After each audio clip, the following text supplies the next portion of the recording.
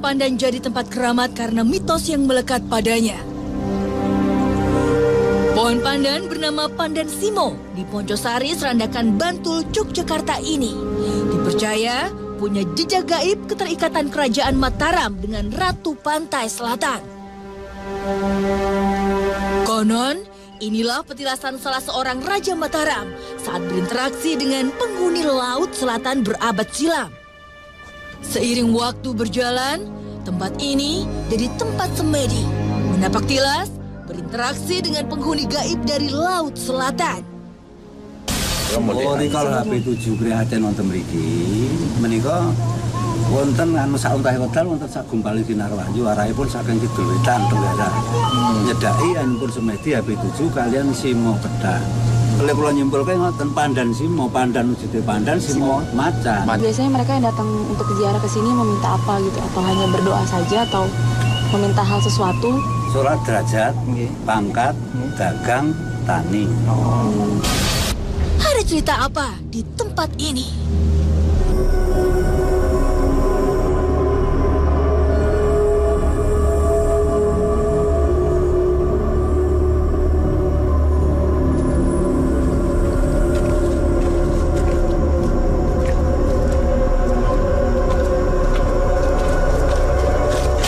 Malam ini saya sudah berada di Pandan Simo, tepatnya di daerah Serandan, Bantul, Yogyakarta.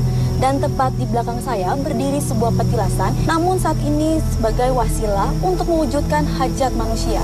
Pak Hakim, bagaimana menurut Pak Hakim mengenai petilas yang ada di belakang kita ini? Ya menarik ya, dari sekian luasnya wilayah Yogyakarta, beliau memilih tempat ini sebagai laku prihatin gitu loh, untuk semedi, untuk bermunajat lah kok dalam Islam gitu loh, tentang hidupnya dia gitu loh. Dan kebetulan dalam fase-fase seperti itu didatangi oleh sesosok makhluk yang pada akhirnya beliau diangkat atau dinobatkan sebagai raja di Jogja pada waktu itu ya. Apalagi dengan banyaknya bermunculan sesosok makhluk-makhluk gaib yang ada di areal sini, ini semakin menambah aroma mistik lah, aroma-aroma yang berkaitan dengan alam gaib. Ini menarik perhatian saya gitu untuk mengungkap lebih jauh ada apa sih di tempat ini gitu. Tak disangka, seseorang sudah tak sadarkan diri. Hebat.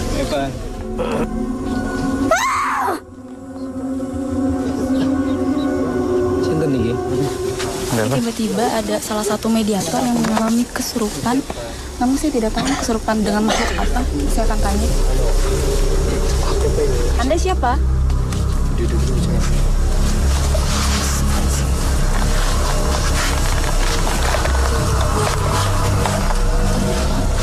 Ada yang ingin Anda sampaikan nggak? Hah?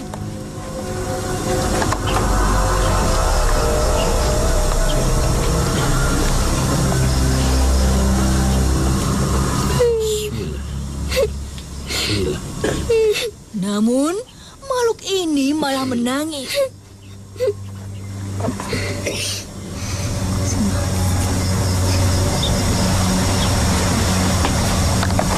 Ya, Anda siapa? Saya.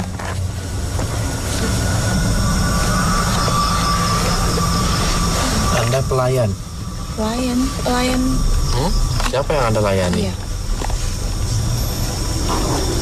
Anda tidak berani berbicara kepada kami. Totan Anda tidak bisa bicara.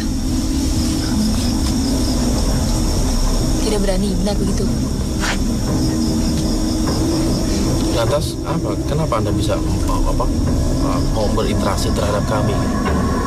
Pasti ada suatu alasan yang Anda ingin mungkin sampaikan, utarakan kepada kami. Sedikit memberi informasi, mediator disadarkan.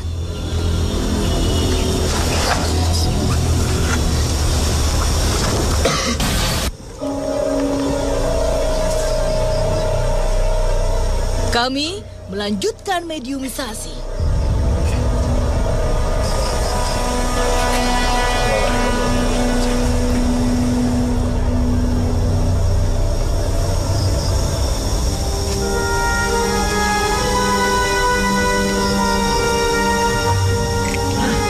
Jadi begini, kami menelusuri gitu beberapa informasi yang ada di masyarakat tentang adanya satu tempat yang pernah dijadikan sebagai laku tapak dari Sri Sultan Hamengkubuwono ke-7 gitu loh, sebagai wawasan bagi kami gitu.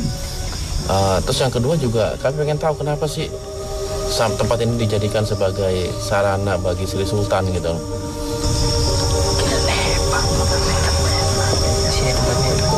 Apa sih spesialnya gitu loh yang mungkin di tempat lain tidak ada, adanya hanya di sini gitu.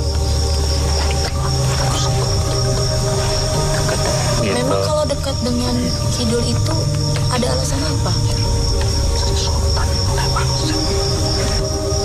Tadi saya dengar cerita juga bahwa ketika beliau mendapatkan petunjuk itu datang seekor macan. Itu benar? Itu macan tersebut diutus oleh siapa? Apakah Anda tidak mempunyai hubungan dengan macan itu sehingga nggak paham? Iya. Macannya itu apa sih? Putih atau loreng atau apa? Berapa banyak jumlah macan itu? Tiba-tiba datang makhluk lain menyambar.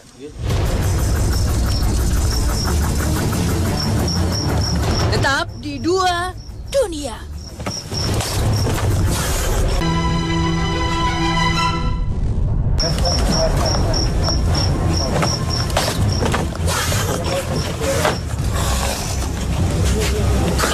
Tiba-tiba ada salah satu mediator yang tidak bisa dikontrol perilakunya. Ini saya tidak tahu makhluk apa yang masuk ke dalam mediator ini. Kali ini, perangai makhluk ini bak seekor macan. Anda bisa tenang?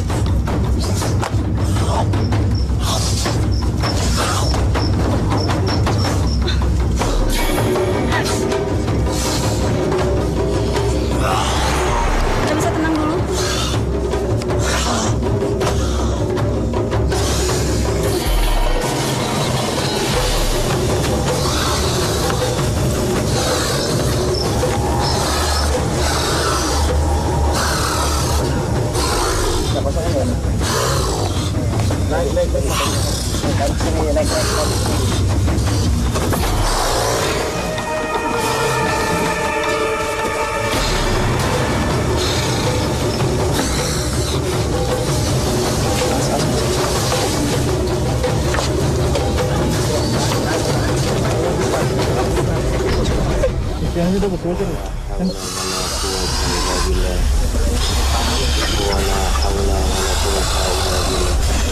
Assalamualaikum. Assalamualaikum.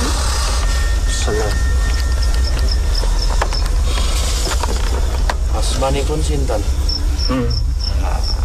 Anak macan. Jaya Lelono. Oh, Jaya Lelono namanya. Sawijining putra saka Jaya.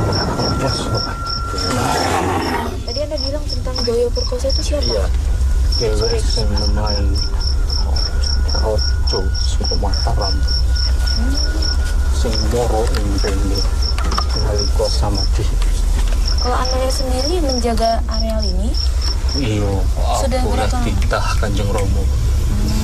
Terus Anda ada hubungannya nggak dengan orang-orang yang datang ini? Katanya begini, ketika mereka ke tempat ini melakukan tirakat dan ketika didatangi oleh seekor macan, maka niatnya, hajatnya itu akan terkabul. Kuwi saka atining wong-wong kemau. hati yang Anda maksud bagaimana?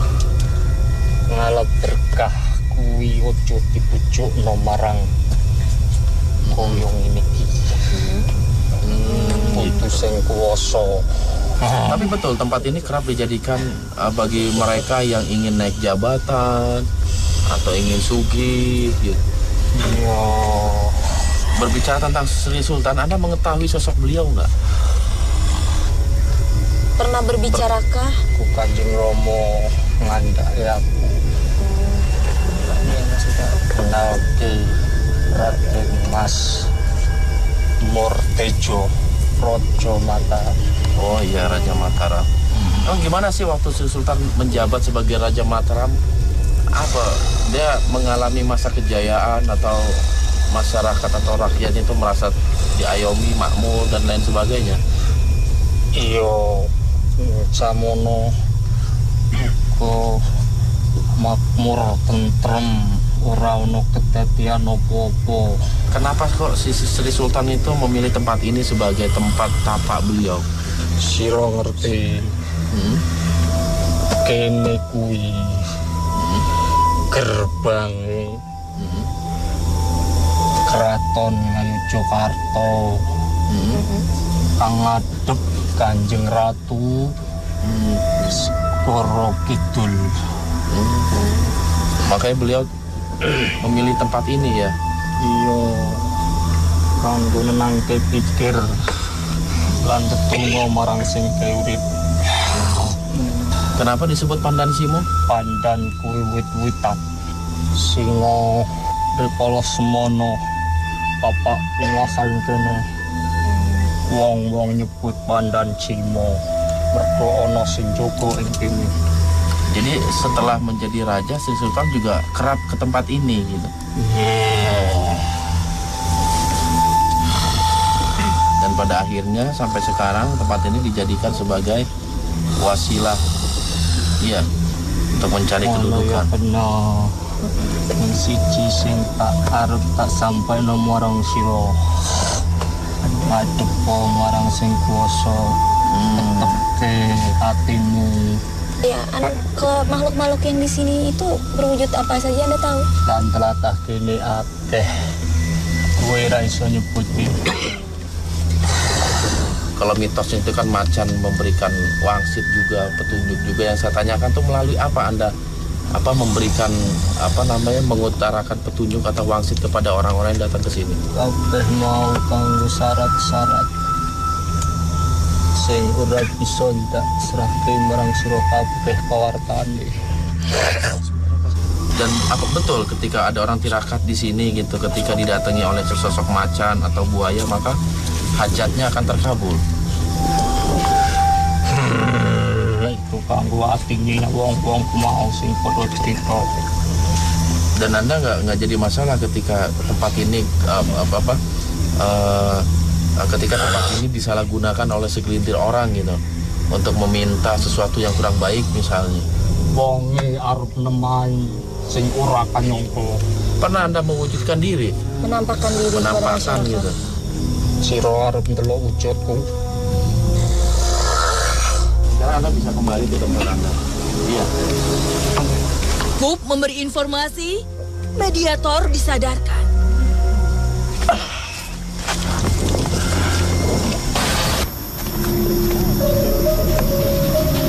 Lihat-lihat kasut, Pak. Tiba-tiba, sesuatu terjadi pada Umi.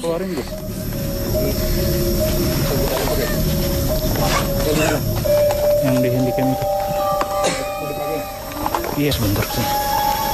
Tiba-tiba Umi mengalami kemasukan entah makhluk apa yang sedang berada di dalam tubuh Umi.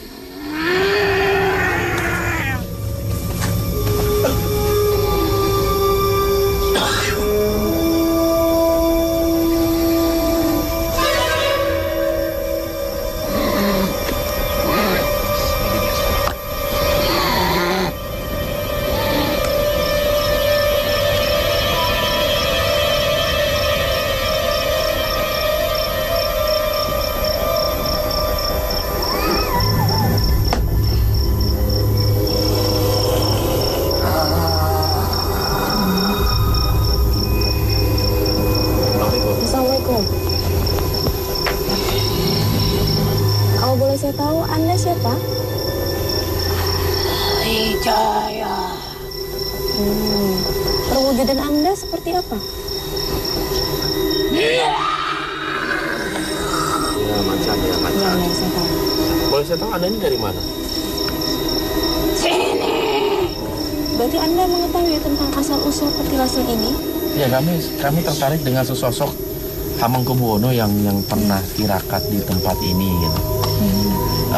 Yang pertama sekali, apa sih yang menyebabkan beliau tirakat di tempat ini? Ada keinginan apa gitu loh yang beliau sampaikan sampai bersemedi di tempat ini?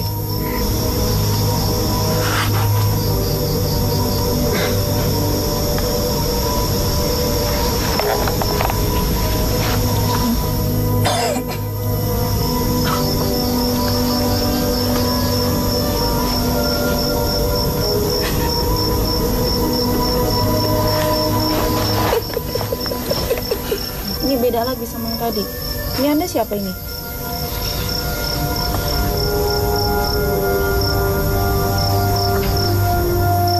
Anda punya nama?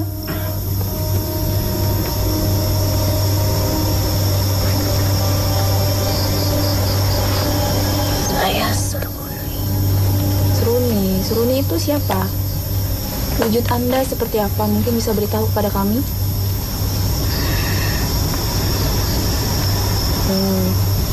Wanita berambut panjang.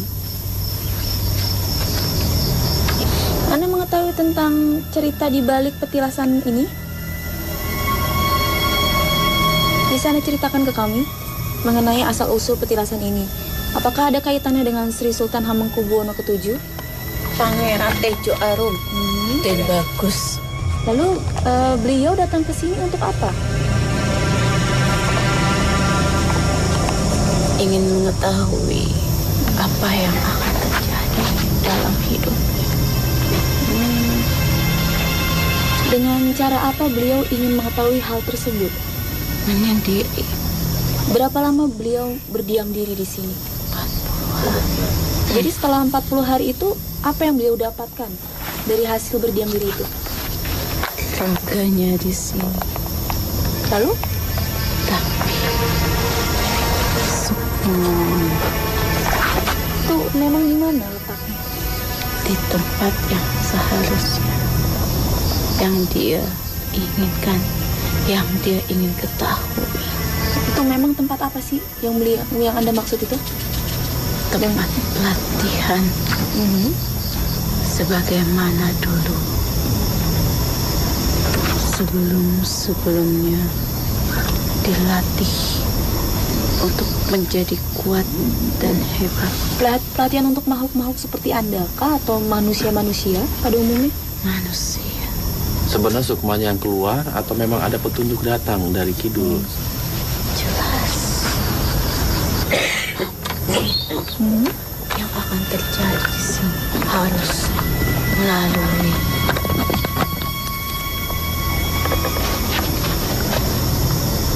melalui apa itu? Proses.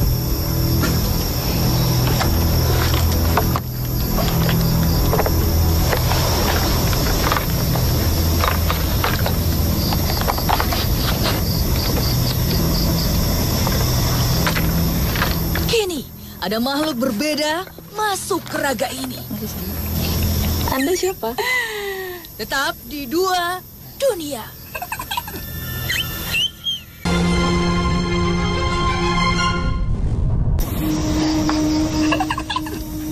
Kini ada makhluk berbeda masuk ke raga ini. Siapa? Anda kenapa tiba-tiba masuk ke tubuh ini? apa? Yaudah, Tempat ini memang ada hubungan dengan selatan. Oke, Ana. Sri Sultan Hamengkubuwono ke-7 itu tanpa diminta pun dia akan menjadi raja karena dia seorang putra mahkota gitu. Saya rasa dia semedi di sini, menyepi di sini bukan karena dia ingin menghendaki jabatan raja gitu. Ya itu, angka itu loh, angka yang ke-7 itu. Ini tempat ke-7 yang sudah ditentukan. Beliau berada di sini itu ya memang sudah diberikan gambaran dalam mimpinya. Memang ke-7 itu ini khusus untuk harta. Lalu beliau dapat maksud itu dari mana sehingga harus ke sini? Ya nanti kan tempat yang sudah ditentukan, yang sudah digambarkan dalam mimpi itu ya sudah tempat yang disediakan sebagai tempat untuk mencari. Jadi nggak berdiri sendiri begitu ya, karena memang ada dorongan dalam jiwanya yang berasal dari. Lo buat apa capek-capek datang ke sini kalau tidak diperintahkan? Semua sebelum-sebelumnya yang diperintahkan. Kalau tidak diperintahkan tidak dilakukan. Manut, patuh, makmur. Oh gitu. Dan sebelum Sri Sultan kesini, tempat ini biasa-biasa. Biasa saja, tidak istimewa. Nggak ada orang yang datang. Apapun yang sudah didatangi, sudah diberikan petunjuk, itu pasti ada keistimewaannya.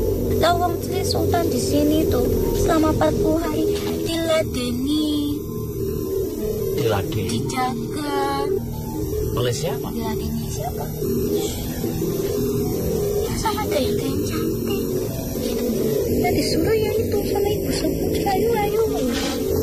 Tapi masih ada nggak sih masyarakat atau orang-orang yang datang ke sini?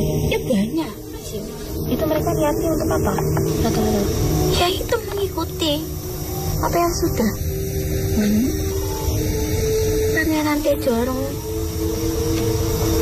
lakukan.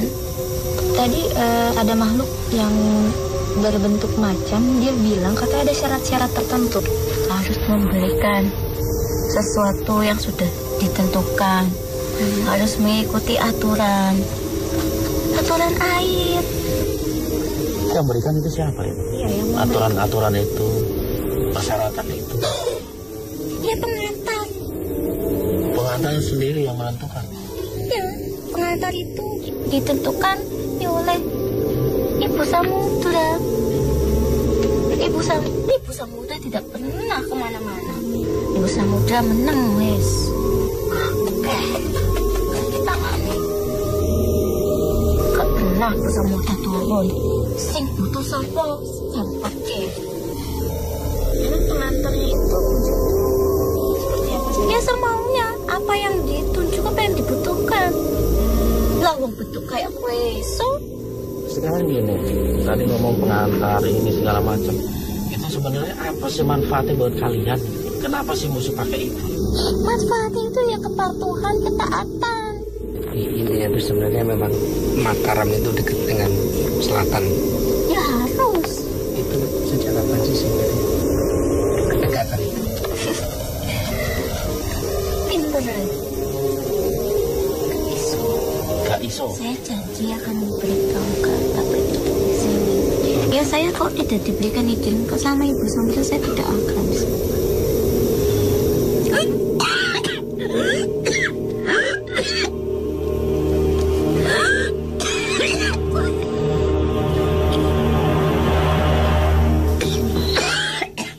Akhirnya Umi siuman. Ya Pak Hakim, dari hasil videoisasi kita malam ini, apa hikmah yang bisa kita petik? Ya ada beberapa hikmah ya. Pertama sih memang semua tempat ini karena didiami oleh Sri Sultan AB yang ke-7 ya. Memang yang jadi ini yang kita yang diikuti masyarakat sampai sekarang adalah ketika beliau setelah melakukan tirakat di tempat ini, beliau diangkat menjadi raja. Tetapi pada hakikatnya Sri Sultan Hamengkubuwono yang ke-7 itu memang putra mahkota ya. Artinya beliau tirakat di sini atau tidak, pasti dia akan menjadi raja. Tadi juga dari beberapa mediator mengatakan jangan sekali-kali kita minta kepada sesuatu selain Allah, tetap kepada yang maha kuasa yang menjadikan tempat kita menyerahkan segala urusan kita. Jangan urusan kita diserahkan kepada makhluk selain Allah gitu. Itu sangat berbahaya. Ingat moto hidup kita, iya karena budu, wa iya karena nasta'in. Hanya kepada Allah menyembah dan hanya kepada Allah kita minta pertolongan. Karena itu